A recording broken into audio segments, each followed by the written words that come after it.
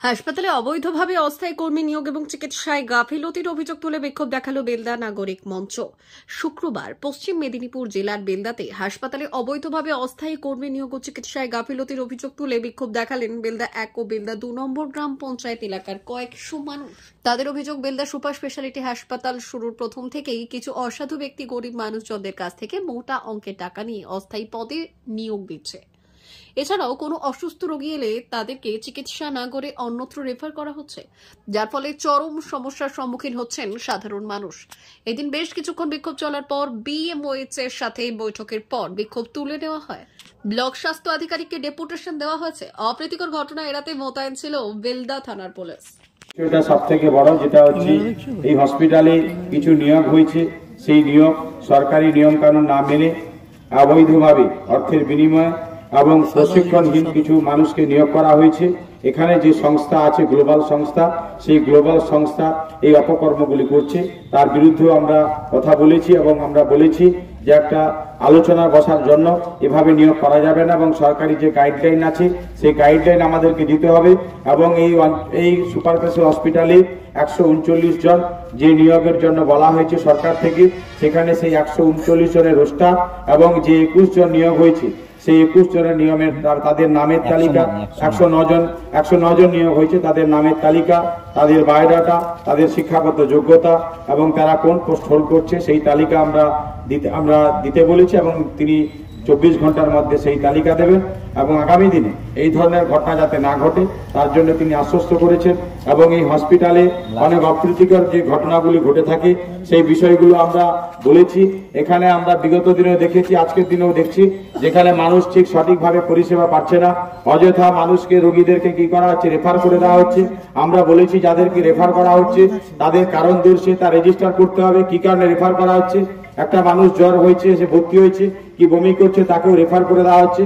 এগুলো বন্ধ করতে হবে, পরিষেবা সঠিকভাবে দিতে হবে। এবং এখানে যে ওষুধ আছে, যে ওষুধগুলো বাইরে প্রচার হয়ে যাচ্ছে, সরকারি ওষুধ মানুষ পাচ্ছে না কিন্তু বাইরে পাওয়া যাচ্ছে, এগুলো বন্ধ করতে হবে। এইগুলো যদি বন্ধ না হয় আগামী দিনে আমরা কিন্তু নাগরিক সমাজ এবং বেলদা এবং 8-1, 8-2 এবং নারায়ণগড় ব্লকের মানুষ কিন্তু আগামী দিনে আরো বৃহত্তর আন্দোলন করবে। আমরা ওনার কাছে এই দাবিগুলো জানিয়েছি এবং এখানকার যে ডাক্তার, যে রোস্টার আছে ডাক্তার এবং নার্স, তাদের সেই রোস্টারে যে তালিকা ডিসপ্লেতে রাখতে হবে, কোন ডাক্তার কোন টাইম থেকে তিনি ডিউটি করবেন, সেই ডিউটি তালিকা টাঙিয়ে দিতে মানুষ জানতে পারবে, সাধারণ মানুষ জানতে পারে না।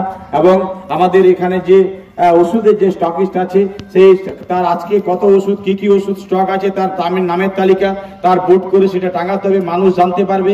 সেটা তিনি আশ্বস্ত করেছেন, তিনি কথা দিয়েছেন যে আগামী দিনে তিনিও সে ব্যবস্থা করবেন।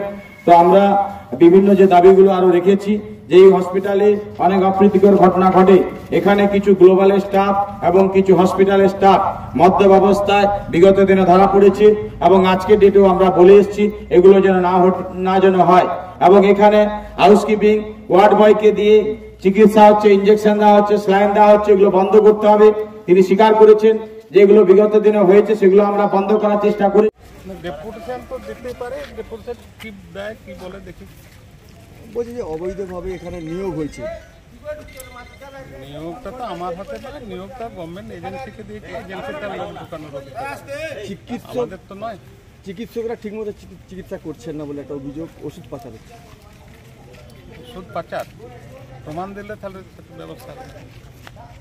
এবং আরেকটা বেশ কিছু নিয়োগ দেখা যাচ্ছে যে আমাদের মধ্যেও ঢুকে যাচ্ছে, কি বলবেন? এখানে গ্লোবাল যারা নিয়োগ করছে সেটা আমাদের নয়, গ্লোবালের তার পারমিশন আছে। আমরা স্বাস্থ্য বোর্ডের সাথে কথা বলেছিলাম যে ওটা এজেন্সির পুরো দায় দায়িত্ব, কাকে ঢুকাবে কাকে না ঢুকাবে সেটা তাদের ব্যাপার। ওখানে আমাদের কোনো মানে